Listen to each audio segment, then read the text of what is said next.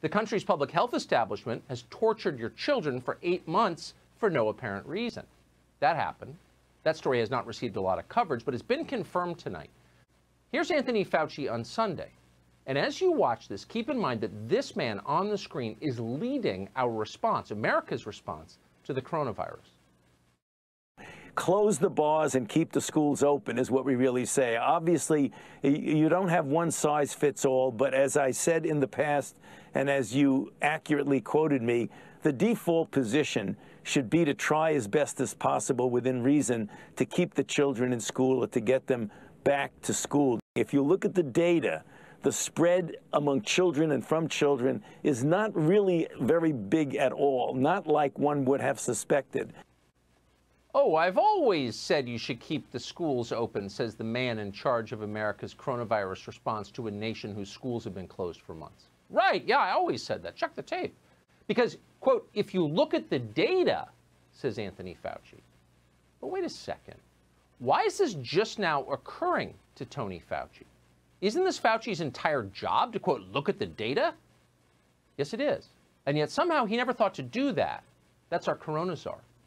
Over the summer, when the data looked the same as they do tonight, Fauci explained that he couldn't really say if kids should be allowed to go to school. It was, quote, complicated. In April, many months ago, a study by the Journal of the American Medical Association found that school-aged children who get the coronavirus, quote, develop only mild symptoms and typically recover within 2 weeks.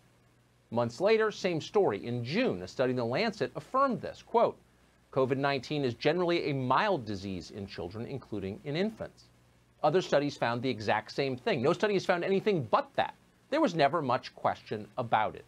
But if you're looking for more evidence, check the death rates. Those are publicly available. Deaths are not hard to track. Consider the state of New Jersey. That's one of the states hit hardest by the coronavirus. So far, in New Jersey, not a single school-aged child has died from the coronavirus. Not one. Many children have died from car accidents and fires and drug ODs and suicide. None have died from COVID-19. In California, the biggest state in the United States, 40 million people live there. A total of 2 people under the age of 18 have died from the coronavirus. 2. The numbers nationwide, according to the latest CDC numbers, 123 Americans under the age of 18 have died from the coronavirus. We shut the schools anyway. So the question is, why did we do this? And the answer is to save the teachers. The teachers' unions pushed this, and their servants in the Democratic Party obeyed. They're the single largest donors to the Democratic Party, so of course they did. So unionized teachers get to stay home collecting checks for their 9-month-a-year jobs because classrooms are just too dangerous. It's like the Battle of the Bulge 5 days a week. And that's exactly what they've done. But what do the data say about this? Well, for teachers under the age of 50, and that's the vast majority of them, the odds of surviving a coronavirus infection are roughly 99.98%. But we should tell you that for teachers under 70, the risk of dying escalates to a terrifying 99.5% chance of survival. And by the way, if teachers do get sick, it likely won't be from teaching. Children appear not to spread the coronavirus, certainly not effectively. We've known this for a long time. Back in May, researchers in Europe found, quote, children do not appear to be drivers of transmission, and we argue that reopening schools should be considered safe, accompanied by certain measures. Again, none of this is new. Tony Fauci, the data guy, knew it at the time. And so did anyone in the news media who could read, which is still most of them. And yet they kept lying about it, all of them. In July, here's just one example, a panel of physicians and experts on infectious disease went on television to explain that going to school isn't dangerous for anyone. They would send their own kids. Watch the news anchor's reaction. Would you let your kids go back to school? I will. My kids are looking forward to it. Yes. Period. Absolutely. Absolutely. As much as I can. Without a hesitation. Without a hesitation, yes. I have no concerns about sending my child to school in the fall. I would let my kids go back to school. Dr. John Torres, NBC News. They all said yes. They all said yes, said the newsreader, feigning shock. Can you believe that? Doctors have concluded their own children should go to school. They must be crazy. They're crazy. What do the doctors know about coronavirus? What was this about? And of course, you know the answer. It was about Donald Trump. Donald Trump, in this case, agreed with the doctors. Therefore, the doctors had to be mocked and ignored. Here's what the president said about schools in July. We have to open our schools. Open our schools. Stop this nonsense. We open our schools.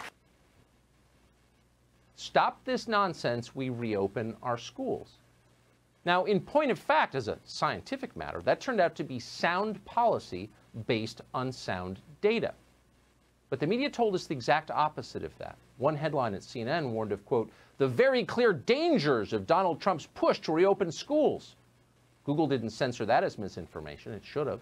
Another headline called out, quote, Donald Trump's mind-bending logic on school reopenings. Mind-bending logic. Those damn data again. Joe Biden's campaign didn't want to hear it. They didn't want you to hear it either. School was dangerous. Period. Donald Trump claimed the opposite. Therefore, it was too dangerous to send your kids or for you to decide to send them. Watch. Ignoring how the virus spreads, risking teachers and parents' lives, going against the advice of experts. It's had very little impact on young people. Do you trust him to do what's best for our children? Because this is not a test. Mrs. Nancy D. Pelosi. Watch Mrs. Pelosi fret about the health of our children.